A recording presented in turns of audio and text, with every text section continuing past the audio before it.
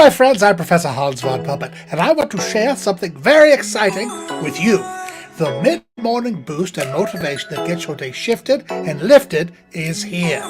Whether you're working, driving, or relaxing around the house, tune in for the empowerment you need to stay motivated throughout your day.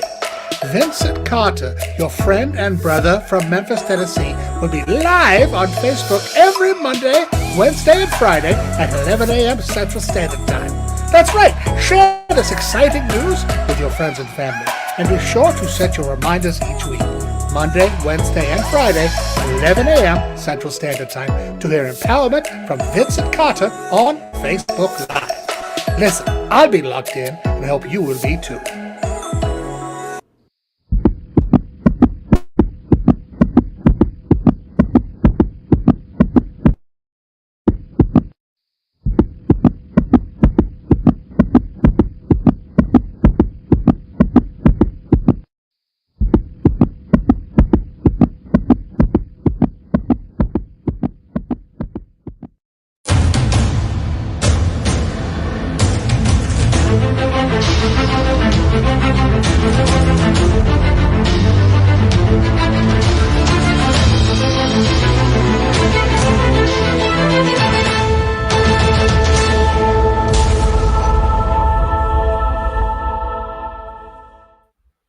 What's going on, everybody? What's going on? Good morning to each and every one of you. I pray all is well.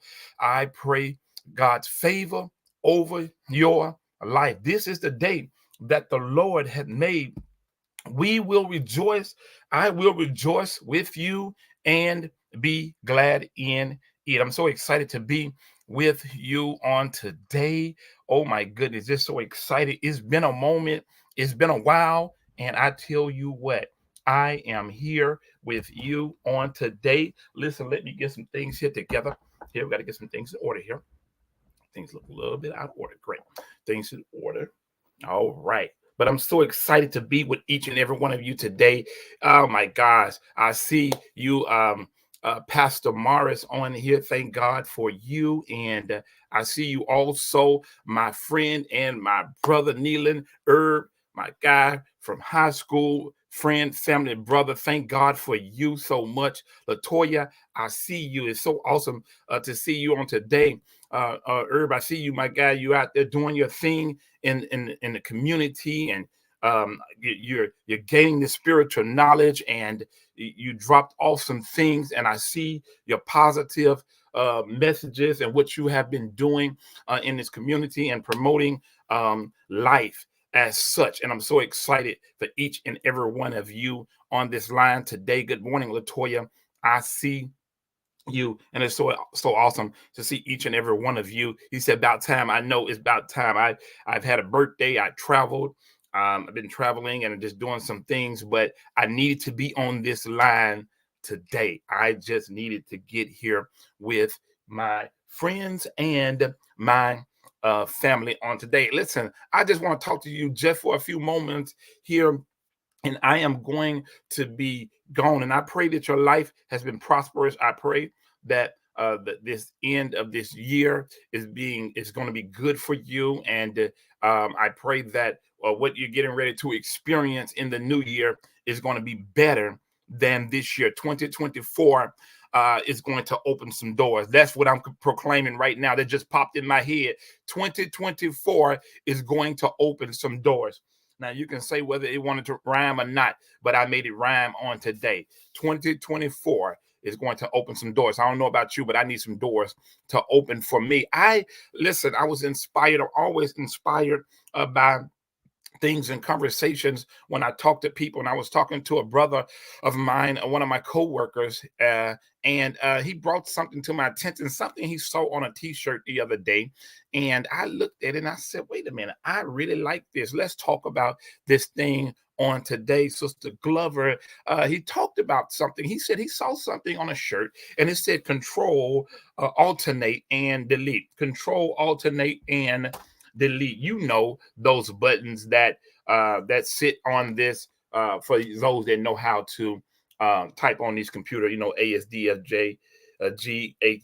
I didn't ever take typing in school, so I had to learn how to type my way. But you have those three buttons: Control, Alternate, Delete. When something is going on your computer, you have to be able. You're right, Herb. You have to reboot it, Brittany. You have to hit those three buttons. We don't care what's going on. When something is not right, we cannot figure it out. We hit those three buttons, and then we find out the problem, the issue. We find out which one we want to delete, and we take it out of our system. We remove it because it becomes a problem, and then we want to refresh, and we want to make sure that our computer is running effectively. So that's what we do. So we use those three buttons to reset, reboot, you said it, reprogram. Thank you for helping me out this morning to do those things. But today we want to talk about these three things very briefly, and then we're going to go on by our merry way. Control, alternate, and delete. Now, somebody says to me, one of my friends, he said, first of all, you need to do something. You need to control yourself. So that's what we're going to talk about today. We're going to talk about controlling yourself. Yes, in life, having control refers to the ability to manage and direct your actions, your decisions, your emotions. It's about taking charge to your own destiny, making conscious choices, and being responsible for the outcome. Listen to what I said: making conscious choices, but being responsible for the outcome. Control. You have to learn how to take control of your life. Take control of yourself. Yes, many times people are going to try you. They're going to test you. They're going to see, are you made up of what you said you are? Are you who you supposed to be? You said you can do this. You said you can handle this. I am going to put something on you, see if you are able to handle it. It's controlled at this point because people will tick you off. Yes, they will make you upset. They will try you to the point, and it becomes at that point, will you get out of character?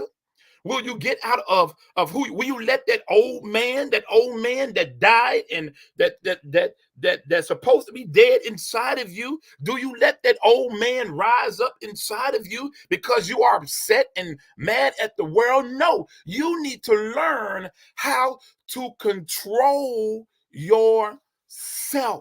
Control your mind, control the things that you need to be doing. Listen, and then take responsibility for your actions. When we were burning up credit cards, right? After high school, they gave us that 250, 300, 500. They gave us credit cards. I wasn't taught credit in my family. Listen, I wasn't taught how to manage and money and do things. So as I got older in my life, I had to learn these things in my life through friends and family and marriage. I had to learn how to do some things and control finances and other things in my life. Listen, pastors, teachers, preachers, mothers, fathers, cousins, and uncles. Listen, I want you to do me a favor. I want you to educate your people, those that are around you, and teach them self-control when it comes to their finances, when it comes to their credit report, when it comes to things, and tell them what to do and how to do it. Listen, we cannot be at the age that we are and we don't have insurance on our loved ones. We can't be here at this age and we don't have control over bills and things of that nature, because what comes in our hands, it goes out so fast because we were not taught. You may have been taught that in your household, but I was not taught how to really manage money, so I blew a lot of money. Probably could be a millionaire right now if I didn't blow as much. You're right, Sister Glover. It takes financial literacy.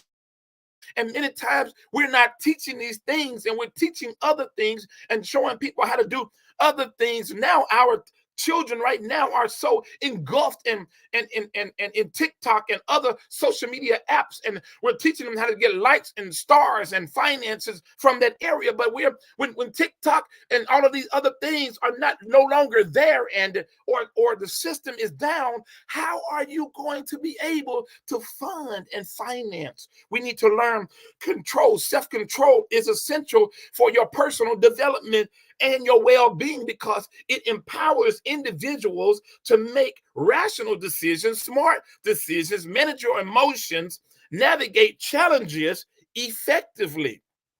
Yes, you're going to have challenges, but we need to navigate them effectively. It forms the foundation for building healthy relationships. When you have control over yourself and your mind, when you have control in your life and in your household, then you can learn how to build a healthy relationship. Many people are not ready to move to the next phase of a relationship because you got to deal with yourself. Oh yeah. Oh yeah. Yeah. I know what that Bible says. It says, when a man finds a wife, he finds a good thing, he obtains favor from the Lord. But I want you to practice some self-control in your life before you try to get to that next step. Because when you get to that next step, you're involving family, you're involving friends and loved ones, and you're bringing them into your circle. And one thing they don't need to see is that you do not have no control. Because when they find out you don't have any control, they're going to be gone. They're going to be out of your life. I'm going to put this up for you, Brittany, because this is good. When the system is down, how will you navigate effectively? I like that. Thank you so much, Brittany. So we moved on. Let's move on past the control. We want you to control yourself. Let's go to alternate or alter.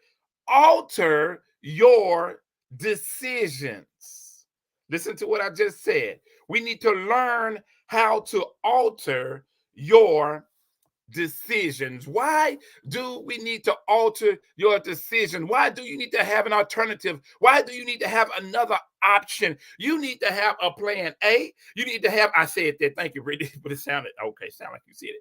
But you need to have a plan A. You need to have a plan B. You need to, listen, there's nothing wrong with C, because systems will fail. And when it fails, you got to learn how to do something different. I am a golfer. I love to golf. I golf practically every single Saturday. Listen, as long as it is 50 degrees and above, you're going to find me on a golf course on the weekend. 50 degrees. I don't golf in 49 sometimes, but I golf in 50-degree weather. And when I'm out there golfing, I watch a bunch of YouTube videos because I like to see what Tiger and the others are doing. And while I'm golfing, I got my stance. I got my head down, planted, feet planted, got my left arm straight. I'm swinging through. I'm trying to get the ball to go 200, 220, 230, and 240 is good for me. If it gets there, I'm happy.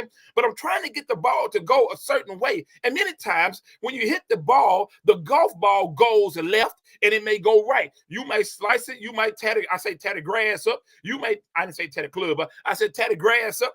For those from Memphis, but you might tear the grass up. And when you tear the grass up in your ball, you got to learn how to do something different. You got to change your direction. You got to change your stance. You got to plant your feet a different way. And when you plant your feet a different way, put your head down and you stay focused. Listen, I tell the golfers all the time that's out there, we'll look for the ball. All you need to do is plant it right.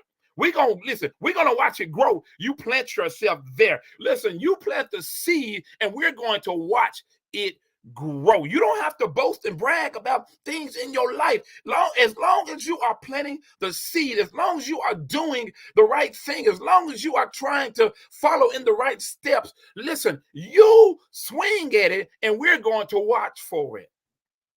That's what you have to do in this life. Life is dynamic and things change. So being open to alternatives allows for adaptation and it allows for growth. Altering decisions when necessary can lead to better outcomes, improved perspectives, and an increased resilience in the face of challenges. I was at work one day and they said, listen, because when I'm in a warehouse and we load trucks, and one person said to me, well, I don't like the way that's loaded. Maybe it needs to be done this way. Somebody else said that, no, you can load it this way. Then somebody else said, I don't like that. Put an airbag there, stack that up, do that, turn this around. Listen, I was playing hopscotch at work. Let me tell you something. For those that are familiar with 40 East and 40 West, for those that are familiar with 240 in Memphis, for those that are familiar with your local expressways, is more than one way to get to I-40. You understand what I'm saying? It's more than one way to get down Lamar here in Memphis, Tennessee. It's more than one way to get down to Main Street. But sometimes there is a detour, and you have to take that detour. Your Waze, your Google Maps will take you a different way in order to protect you from the dangers seen and unseen. Do you understand the words that are coming out? I'm just playing. But we have to embrace flexibility, Sister Maria. Good to see you. Jakina, I see you. We have to embrace flexibility. Be willing to adjust your plans as needed. I know I'm going to tell on my wife for a minute. My wife loves her planner.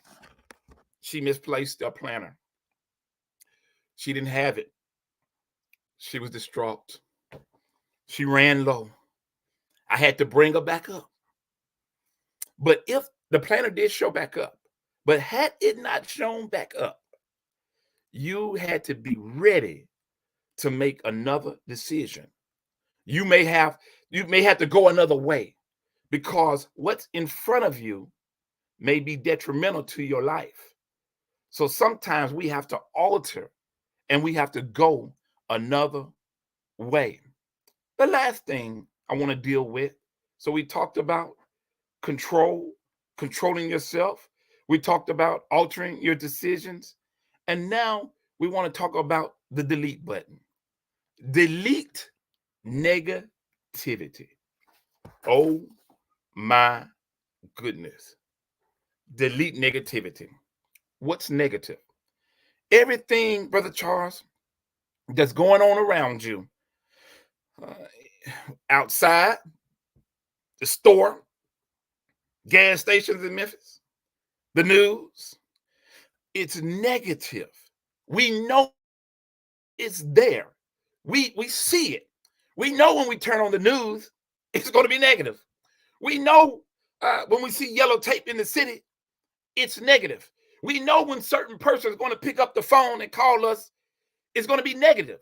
So what are you doing about the negativity that's in your life? We need to learn how to delete that thing out of our mindset, because it depresses us.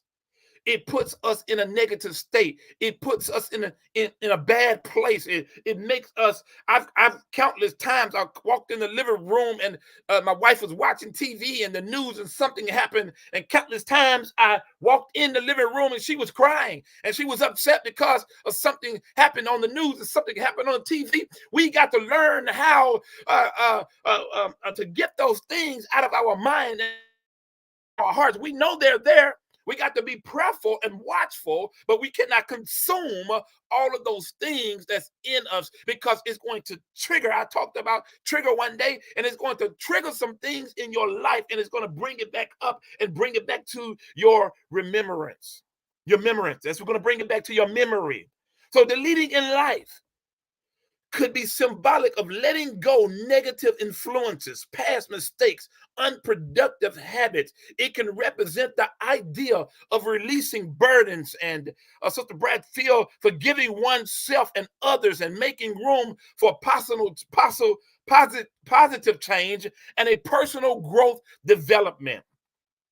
Control, alternate, making different alternatives. Delete. Negativity can hinder your growth. It can affect your mental health. We talk about mental health many times these days, and it can strain your relationship. Listen, We don't want to be coming home to people upset. We don't want to be going to work and everybody's bothered and don't know why they bothered, they're upset, and we don't know what's going on. That's why it's good to speak to people.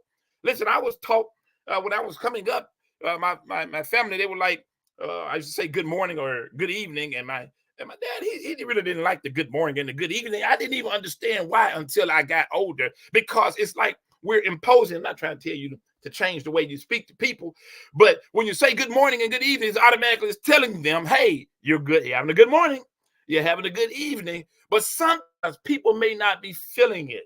They probably woke up on the wrong side of the bed. So sometimes I may be like, you all right? You okay? How are you? Are you feeling good? Are you feeling great today? Those are some things that I do in my life when I'm trying to communicate with people to make sure, especially if I see something is going on with people or things of that nature. But negativity can affect your growth, your mental health. It can strain relationships. So what we want to do before we go into this next year, we want to delete those negative relationships, those negative thoughts, those negative things that we're doing, and involve letting go of toxic people and forgiving yourself for things that you've done so that you may be able to move on. And that goes back with controlling yourself. We need to recognize those things that's in our life. We need to set boundaries. We need to establish limits to protect yourself from harmful influences. Practice gratitude. Focus on the positive aspects of your life to shift your mindset. Lastly, we want to surround ourselves with positive things, positive people. You know, cultivate relationships. It's okay at this age to make new friends. It's okay at this age to, um, if you need a better job and the Lord wants to bless you and you've filled out that application, you prayed over it and He's giving you, it's okay if that's healthy for you. It's okay to, if you want to leave the job force and become an entrepreneur, you see your business is making money and you have enough money here to either make it or to supplement what you already have. It's okay. It's okay to move on. Don't let people hold you back because they're saying, man, why are you choosing to do something at this age? Or why you choose? Listen, I just chose to get curly hair at 45. I did. I ain't got no relaxing and just a little grease. You understand? I know it, it sounds a little simple there in my life, but I'm just saying, sometimes you just have to make a change in your life to better yourself so that you may be able to control yourself. You can make great decisions in your life and you can move on and delete the negativity. Bless you too, my brother Randy Shepherd, all the way from Georgetown, Guyana. One of my friends, and I told him I was going to read this. He texted me at work yesterday, and I got this idea from him: control, alternate, and delete. He said to me, and I'm going to read it to you. His name is Roger Spangler. He says, He said, make the most of the best and keep the best of the worst. Never settle for anything less than you deserve or are capable of achieving. He said, we can complain because he said, rose bushes have thorns, or we can rejoice that thorns have roses. Listen, either way, through the good and the bad, we have one another. Listen, I love each and every one of you, and there is absolutely nothing you can do about it. But today, before this year is out, listen, you got a few more days left, a couple of more weeks. We have to learn how, and we will let go of these negative things so that we can have a better control over our life. I love each and every one of you.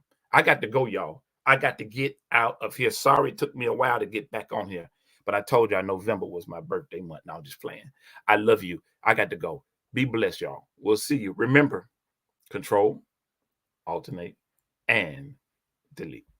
Be blessed. Thank you for sharing this time with your friend and brother. I'm so glad that you're able to join us on the live today, and I hope you were inspired. Life is short, so make good, conscious decisions. You are in charge of your own story, and the ending is your choice.